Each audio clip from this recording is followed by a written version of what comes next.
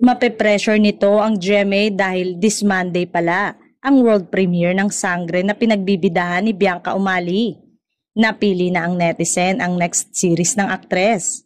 Bagay raw kay Bianca at dapat sa kanya ibigay ang Darna at tinag nila ang ABS-CBN.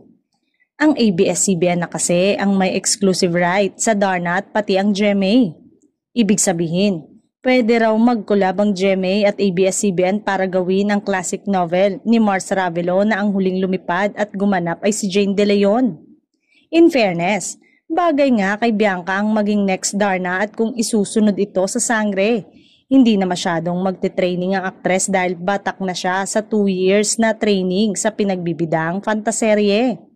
Sa ngayon, focus muna siya sa Sangre at masaya ito sa positive reception ng mga manonood sa kanilang trailer. Sigurado naman ang aktres na hindi sila mapapahiya dahil ibinigay ng buong cast, creative at production team ang kanilang best para magustuhan at mahalin ng tao ang Encantadia Last Chronicles Sangre.